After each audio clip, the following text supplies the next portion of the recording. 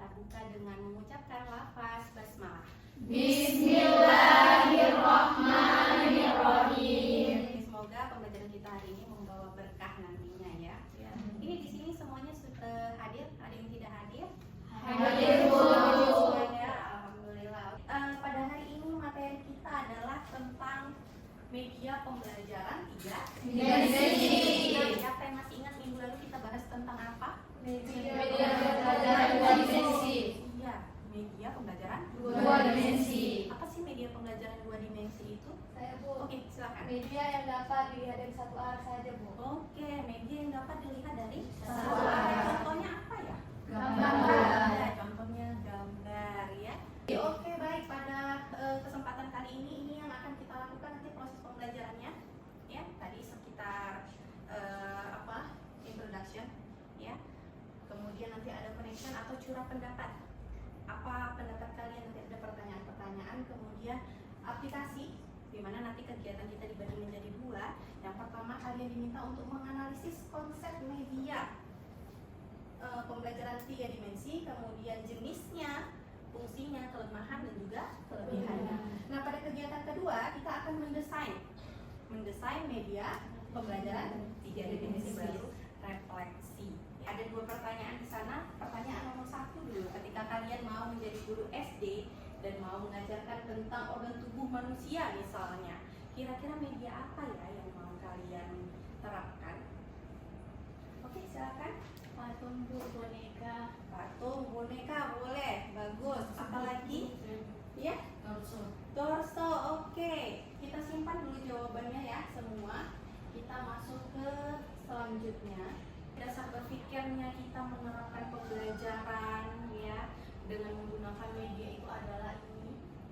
Kita harus mengajar ataupun nanti kalian jadi guru, kalian ngajar harus pakai media pembelajaran. Dasar berpikirnya adalah Al-Anfal ayat 7:8, yang mana artinya, dan Allah mengeluarkan kamu dari perut ibumu dalam keadaan yang tidak mengetahui sesuatu apapun, dan Dia memberimu pendengaran, penglihatan, dan hati nurani agar kamu bersyukur. Maka kita jadi seorang guru, calon guru, bagaimana kita bisa menyentuh ini semua ya. Selanjutnya, apa itu media 3 dimensi? Yang pertama itu apa? Memiliki dimensi penuh. Artinya apa? Dia itu memiliki panjang, memiliki lebar dan juga tinggi. Nah, kemudian juga multi perspektif. Dia bisa dilihat dari arah mana saja. Gitu. Nah, kemudian memberikan pengalaman nyata, bisa langsung disentuh, bisa langsung diamati seperti itu ya. Nah, contohnya saya mau menyebutkan satu contoh, misalnya puzzle. Puzzle itu kira-kira media apa ya? 2 dimensi atau 3 dimensi? 2 dimensi. Karena apa? Karena dilihat dari satu arah, ya kan? Dia hanya dilihat dari satu arah. Nah, seiring perkembangan zaman ada yang berbeda. Bagaimana ya kalau misalnya puzzle ini kita buat dalam bentuk 3 dimensi? Mungkin enggak? Mungkin ya, memerlukan daya kreativitas. Nah, ini Ibu ada contohnya. Kalau biasanya kita lihat puzzle itu dalam bentuk 1 dimensi ya, kita susun-susun. Ini yang bentuknya 3 dimensi. Nah, ini sebenarnya dibongkar pasang, disusun-susun gitu ya. Ini contohnya untuk puzzle yang sebenarnya dia awalnya 2 dimensi, kemudian dikembangkan bisa menjadi 3 dimensi. Oke, sekarang Ibu ada 3 amplop di sini ya. Ada 3 amplop. Nah, Ibu mau membagi kalian menjadi 3 kelompok. Ini sudah duduk berdasarkan kelompoknya ya. Sudah duduk berdasarkan kelompoknya. Nanti di sebelah sana Ibu sediakan tempat untuk kalian menempelkan jawaban-jawaban. Kalian lihat aja dulu apa isi amplop ini, baru kalian amati kira-kira apa ya maksudnya, seperti itu ya. Oke. Oke, ini. Ya, coba dilihat kira-kira apa ya isinya. Oke.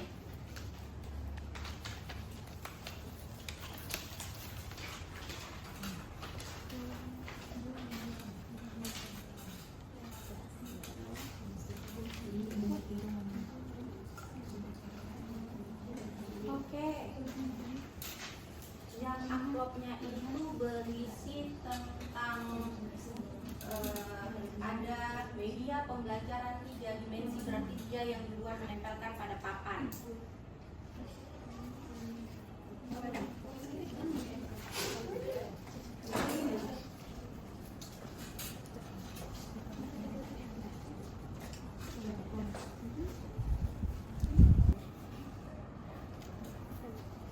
Oke, berikan tepuk tangan untuk kelompok kita. Oke, selanjutnya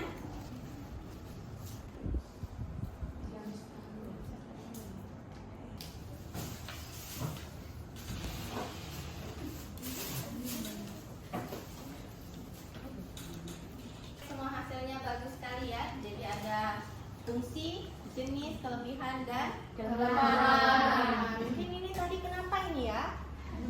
Hilaf ya? Diampunkanlah kalau hilaf ya. Oke, beri tepuk tangan untuk kita. Oke, jadi ini jenis media 3 dimensi itu ada 3 ya. Tadi ada 3 kelompok. Ini tadi yang menyusun ya. Dan namanya benda asli, ada benda tiruan, kemudian ada yang berbasis digital. Nah, kalau benda asli itu dari yang benar-benar nyata. Misalnya apa? Batu, ya kan? Kemudian apa? Hewan, ya kan? Baik itu hewan aslinya ataupun hewan yang diawetkan. Nah, selanjutnya ini dia benda yang buatan. Yang pertama ada model padat. Ya, contohnya itu apa? Media bangun ruang, kemudian miniatur-miniatur bangunan, ya. Kemudian ada model diorama. Ini dia model diorama, misalnya bagaimana menggambarkan ekosistem, ya. Yang ketiga ada model susun. Nah, ini termasuk model susun. Di situ ada torso yang bisa dibongkar pasang contohnya. Nah, kemudian ada model penampang. Model penampang itu sesuatu yang nggak bisa kita lihat, macam lapisan kulit. Kita kan nggak bisa lihat tuh, makanya kita memerlukan namanya model penampang. Kemudian lapisan bumi, ya, di tanah itu lapisan tanah apa saja. Nah, itu pakai model penampang. Nah, kemudian ada model kerja. Bagaimana menceritakan proses, misalnya kayak tata surya tadi ya, itu biasanya dikatakan sebagai model kerja.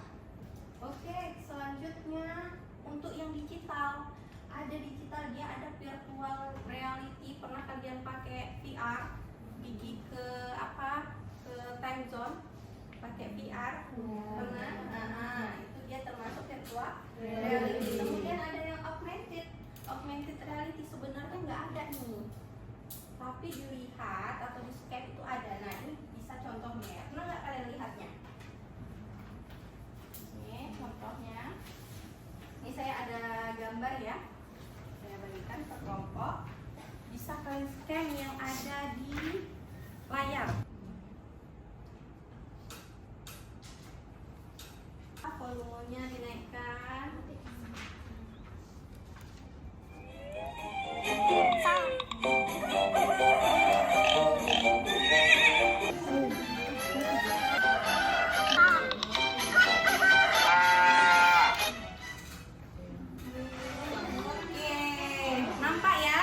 Bergerak ya, sebenarnya ini hanya gambar, ya kan? Hanya gambar. Nah, ternyata ketika kita scan ada yang muncul, ada yang bergerak dari gambar satu ke gambar lainnya. Nah, itu nanti bisa dilanjutkan untuk melihat apa saja petualangan. Ya, di situ ada seorang laki-laki sama perempuan ya, anak-anak ya, berpetualang, mereka mencari habitat hewan. Nanti bisa dilihat lebih jauh lagi. Nah, kita koreksi dulu kembali ke sini. Sudah benar semua? Kira-kira ada yang mau memberikan pendapat, ada yang tidak sesuai? Apa ya? Yang mana ya? Bagian jenis medianya. Oke, jenis medianya. Jenis digital. yang digital. Sudah sesuai? Virtual reality. Oke, berarti di sini ada kesalahan. Seharusnya virtual reality itu masuk pada Digital. Oke ya. Ini penampang bumi masuk ke mana ya? Benda tiru. Masuk pada benda tiruan. Saya taruh sini ya, karena apa ya? selanjutnya kita masuk ke kegiatan kedua. Nah, tadi sudah setelah kalian melihat ya contoh-contohnya. Nah, kira-kira apa ya rencana ke depannya? Jadi coba dilihat dulu untuk LKM-nya.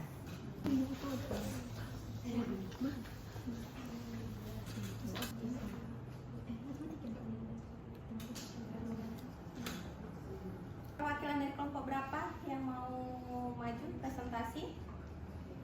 Kelompok 3? Oke, silakan maju.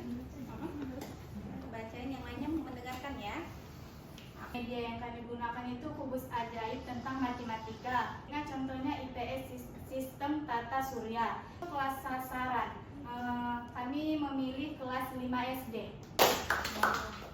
Tadi semua sudah presentasi ya. Sudah presentasi, sudah menjelaskan kira-kira mau membuat media apa. Semua medianya bagus-bagus sekali. Untuk selanjutnya bisa benar-benar diimplementasikan, bisa benar-benar dikembangkan ya. Nah, oke. Setelah kita belajar tadi ya tentang media pembelajaran 3 dimensi, kira-kira apa sih yang sudah kalian dapatkan pada hari ini? Oke, siapa yang mau memberikan kesimpulan kira-kira? Oh ya, silakan. Duluan Ya, tadi. nah, Baik Bu, jadi kesimpulan dari pembelajaran kita hari ini yaitu materi kita pelajari ini terkait tentang media pembelajaran 3 dimensi, yang dimana media 3 dimensi ini media yang memiliki dimensi penuh Bu, yaitu media yang memiliki panjang, lebar, dan tinggi, sehingga lebih nyata untuk dilihat Bu. Oke, terima kasih. Beri tepuk tangan untuk temannya. Oke, selanjutnya. Jadi kesimpulan hari ini Bu, untuk media 3 dimensi itu media 3 dimensi yang bisa dilihat dari segala arah, yang dimana membuat daya tarik siswa untuk belajar, minatnya lebih banyak. Oke, terima kasih. Beri tepuk tangan. Oke, sekian untuk pertemuan kita pada hari ini ya. Kesimpulannya adalah media pembelajaran 3 dimensi adalah media pembelajaran yang bisa diterapkan untuk materi-materi tertentu yang didesain dengan memiliki panjang, lebar, dan tinggi, serta bisa dilihat dari segala arah. Untuk apa? Untuk memudahkan proses pembelajaran, untuk memvisualkan yang abstrak, mengkonkretkan yang abstrak gitu ya. Oke, sampai sini kira-kira ada yang mau ditanyakan? Tidak ada, semuanya sudah jelas? Sudah, Bu. Kita tutup, Ibu punya kuis. Silakan kalian scan dulu kuisnya.